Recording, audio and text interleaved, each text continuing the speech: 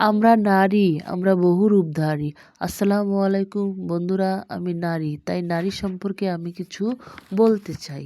মা কি জিনিস যারা মা হয় তারাই একমাত্র বোঝে।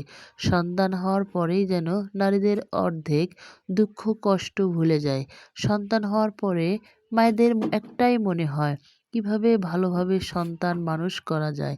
কিন্তু সমাজে কিছু মা অর্থাৎ ১০০ শতকে কিছু সংখ্যক মায়েরা তার মা নামটা কলঙ্কিত করল। তারা বর্তমানে সমাজের রঙ্গলীলায় মেতে নিজের স্বার্থসিদ্ধির জন্য সন্তান ছেড়ে, স্বামী ছেড়ে অন্য পুরুষের সাথে পরকীয়া করে, অন্যের হাত ধরে চলে যায়। সে একবারও চিন্তা করে না আমি চলে গেলে আমার সন্তানের কী হবে। সেই নারী একটিবারও চিন্তা করে না আমি অন্য পুরুষের কাছে চলে গেলে স্বামী তো স্ত্রী পাবে, কিন্তু আমার সন্তানের কী হবে। অনেক মা আছে সন্তানের সুখ শান্তির জন্য নিজের সুখ শান্তি বিসর্জন দিচ্ছে। হে পরকীয়া নারী, তোমরা নিজেকে সংশোধন করো।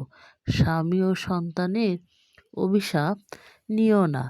ইহকালের চিন্তা না করে পরকালের চিন্তা করো। বর্তমান সমাজের বেশিরভাগ নারীরা অন্ধকার জীবনে ডুবে গেছি। সময় থাকতে আমরা বর্তমান নারী জাতি পাপমোচন করে নিজেকে সংশোধন যদি না করি, তাহলে এ সমাজে নারী জাতি জাহান্নামের খড়ি ছাড়া কিছুই হব না।